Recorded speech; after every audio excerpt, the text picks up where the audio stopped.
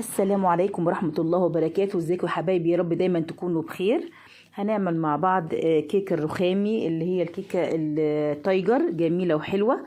عشان يعني ما اطولش عليكم الفيديو، وان احنا عملنا الكيك كذا مرة وعملنا كيك التايجر برضو قبل كده، فنخش على طول على اللي انا عملته. جبت الخلاط وحطيت 4 بيضات في الخلاط على كيس فانيليا. طالما فيه بيض يبقى فانيليا على طول، ومعلقه خل برضو عشان تبقى العجينه هشه وحلوه. طبعا البيض يكون بدرجه حراره المطبخ. نضربهم كويس جدا بالخلاط حبايب قلبي، وحطينا كوبايه لبن وكوبايه ونص سكر ونص كوبايه زيت. تمام، وضربناهم كويس جدا جدا جدا. وبعدين على جنب بقى حطينا كوبايتين دقيق، عليهم ذرة ملح، عليهم كيس بيكنج باودر، وقلبناهم مع بعض. وحطينا السائل اللي في الخلاط على الدقيق والبيكنج باودر وذرة الملح في البول، وقلبناهم زي ما انت شايفاهم كده بايدي. انا عندي مضرب كهربائي، فعندك مضرب كهربائي ماشي، عندك زي ما انا بشتغل بمضرب يدوي عشان اسهل عليكم، مفيش مشكلة. تمام، قلبناه كويس كده زي ما انتم شايفين الخليط قوامه عامل ازاي. الصينيه اللي انت هتشتغلي فيها، انا بحب اشتغل في الالومنيا صراحه، فدهنته دهنه سمنه، وحطيت شويه دقيق وعفرناها كده، وايه يعني بنبدرها كده ونعفرها كده ونفضيها وننضفها كويس، نخبطها كده بالمقلوب. هتبص تلاقي مفيش اي حاجه يعني نزلت الا الزيادات، ولكن في طبقه كده اهوت يعني عازله لطبقه الدقيق. عايزه تدهني الصينيه زيت سمنه مفيش مشكله، ونبدرها بدقيق زي ما وريتك كده. وحطينا نص الخليط. طب نص الخليط التاني بقى هنعمل بيه ايه؟ كان معلقتين 3 كاكاو خام اسباني. انا بحب اشتغل بالكاكاو الخام الاسباني، هو دلوقتي غالي بس هو انضف حاجه صراحه، فاللي يريحك. طالما هحط كاكاو يبقى هنحتاج شويه لبن. معلقتين 3 كده اهوت لبن،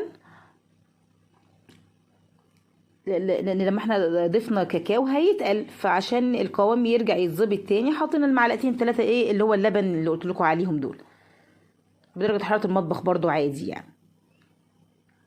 بالسباتولا بقى ننزل كده اهوت عشان لو في اي حاجه ما اتضربتش كويس. كاكاو ده يعني فاهماني؟ كاكاو خام غير محلاه. انا بشتغل زي ما قلت لكم بالاسباني، فاحنا كده بننزل كل اللي في البوله وهنضربه كويس جدا جدا جدا. قبل كده عملت معاكم التايجر، بس كنا عاملين برضو زي كده ومقدارين نص ونص، وكنا بنحط كبشة من الصوص الابيض، وبعدين كبشة من البني، وهكذا يعني. كبشة من ده وكبشة من ده وكبشة من ده وكبشة ده، بنصبها في الصينية بالكبشه كده ورا بعض. لكن المره دي بقى سهلت عليكم، احنا حطينا نص المقدار مره واحده، ونص التاني هنحطه بالخل هنشتغل. والجيش قال لك اتصرف لو انت مستعجله ومش عايزه تعملي توسخي مواعين وتعملي مثلا.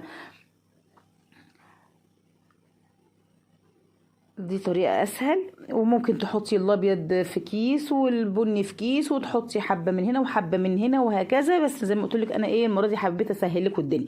حطيت نص المقدار زي ما انتم شايفين كده اهو، بعد ما ظبطت القوام باللبن. ونعمل بقى بالخلة حركات عشوائية زي ما انت شايفة كده. موضوع سهل وبسيط، وهي بتبقى جميلة وبطعمة وحلوة وتغيير يا حبايب قلبي. مش كل مرة هنعمل الكيكة بالبرتقال او بالفانتا او يعني باللبن او بالشوكولاته ساده، فلا تغيير. احنا لو لما تستوي ونقطعها كده، واعملي جنبها كوبايه شاي بلبن، كوبايه نسكافيه، في فطار في عشاء، حاجه خفيفه كده يا حبايب قلبي، وتغيير عن التقليدي والمعتاد. واولادك هيبقوا فرحانين بيه وحابينه. ولو اولادك بيروحوا الحضانه مدرسه، وهتحطي لهم وتقطعيه وتحطيه في لانش بوكس، جميل جدا ومفيد ومغذي. درجه حراره 180. خلاص زي ما انتم شايفين خبطتها خبطتين كده اهو، وطلعت الهواء من جواها على درجه حراره 180 في الرف الوسط. فرن مسبق طبعا تسخينه. وحطيتها في الرف الوسط. وبعد تقريبا 50 دقيقة كده، انت يعني من بعد 45 شوفي على حسب فرنتك. انا ب 50 دقيقة وشفت الفرن، وحطيت الخلة في النص كده او في اي جنب منها، غرست فيها الخلة لقيتها طالعة ناشفة وزي الفل، زي ما احنا متعودين بنعمل في الكيك او في الاسبونج. لقيتها ما فيهاش سوائل ولا اي حاجة، قلت يبقى كده تمام. قفلت الفرن وطلعتها، ولما بردت زي ما انتم شايفين كده هو رحت ايه فكاها من الجناب بسباتولا بقى بالمقصوصة بتاعتك باي طريقة تريحك بالسكينة، وقلبتها وحطيتها في صينيه كده عشان تبقى سهله عليا تقطيعها وتقديمها، ويبقى شكلها ايه واضح ليكوا حبايب قلبي. تقطعيها سمبوكسات، تقطعيها بقى ايه شرايح زي ما انت عايزه اعملي وقدميها، وبألف هنا وشفا على قلوبكم. طعمه وجميله وهشه، وهشوفوا دلوقتي علوها يا حبايب قلبي. ما شاء الله، بسم الله ما شاء الله. ناس بتقول عليها كيكه بالشوكولاته، ناس تقول عليها تايجر، ناس تقول عليها رخامي. والله ما بتفرق معنا الاسماء، يعني احنا اهم حاجه الطعم عندنا والشكل وخلاص، يعني مش هتفرق معانا الاسماء يعني كتير يعني. بصوا عاليه ازاي وهشه وجميله، وبسم الله ما شاء الله. قطعتها بقى زي ما انت شفتي كده، خدت منها كده بعد ما قطعت السمبوكسات بقى، خدت كام حته كده وقطعتها طرنشات زي التوست كده، يبقى شكلها شيك برضو وحلوه في التقديم. ولو عجبكم يا جماعه يا ريت يعني لايك، وانا بحبكم في الله، والسلام عليكم ورحمه الله وبركاته.